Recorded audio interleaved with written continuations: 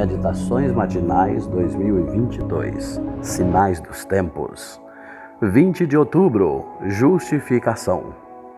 Mas quando apareceu a benignidade e caridade de Deus, nosso Salvador, para com os homens, não pelas obras de justiça que houvéssemos feito, mas, segundo a sua misericórdia, nos salvou pela lavagem da regeneração e da renovação do Espírito Santo, que abundantemente Ele derramou sobre nós por Jesus Cristo, nosso Salvador, para que, sendo justificados pela sua graça, sejamos feitos herdeiros segundo a esperança da vida eterna.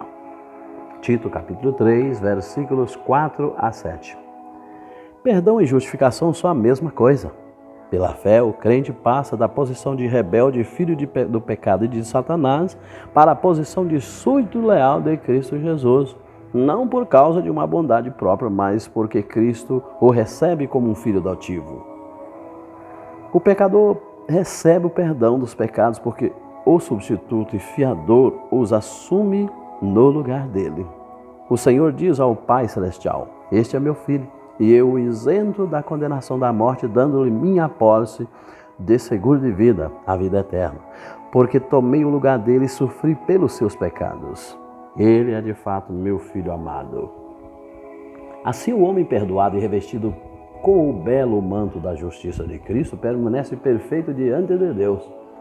O arrependimento não é menos um dom de Deus do que o perdão e a justificação, e não pode ser vivido a menos que seja concedido por Cristo à alma. Se somos atraídos a Cristo, é pelo poder e virtude dele. A graça da contrição vem por meio dele, assim como a justificação. À medida que pecadores penitentes, contritos diante de Deus, compreendem a expiação de Cristo por eles e a aceitam como a única esperança para esta vida e a futura, é que os pecadores ou os pecados são perdoados. Essa é a justificação pela fé. Cada alma crente deve adequar totalmente a própria vontade à vontade de Deus e se manter num estado de arrependimento e contrição, exercendo fé nos méritos expiatórios do Redentor, avançando de força em força, de glória em glória. Perdão e justificação são uma e a mesma coisa. Não há segurança, nem repouso, nem justificativa na transgressão da lei. O homem não pode esperar permanecer inocente diante de Deus e em paz com Ele pelos méritos de Cristo enquanto continua pecando. Deve parar de transgredir e se tornar leal e verdadeiro. Quando o pecador contempla o grande espelho moral, vê os próprios defeitos de caráter. Vê a si mesmo exatamente como é, manchado, contaminado e condenado. Mas sabe que a lei não pode, de forma alguma, remover a culpa nem perdoar o transgressor.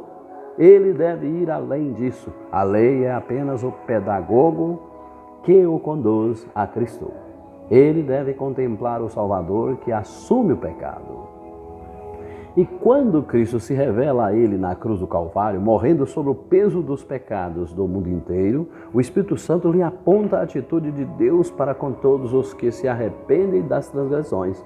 Porque Deus amou o mundo de tal maneira que deu o seu Filho unigênito para que todo aquele que nele crê não pereça, mas tenha a vida eterna.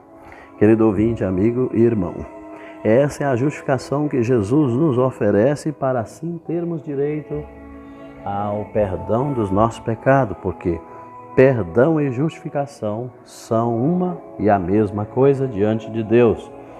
Quando um homem é justificado por Cristo, são também esquecidos os seus pecados passados, e ele tem o direito de ter uma nova vida e o dever de representar agora o reino de cima, o reino celestial.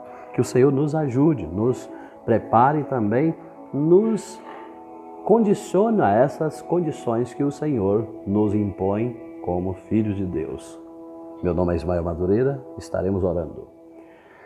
Querido Deus, nós agradecemos a Ti por enviar Teu Filho amado Jesus voluntariamente para morrer no nosso lugar na cruz do Calvário.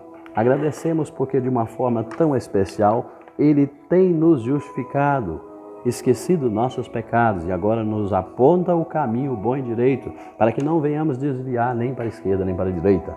Dá-nos força, envia o Teu Santo e bom Espírito para nos guiar, ensinar e nos lembrar as verdades que necessitamos praticar em nome de Jesus.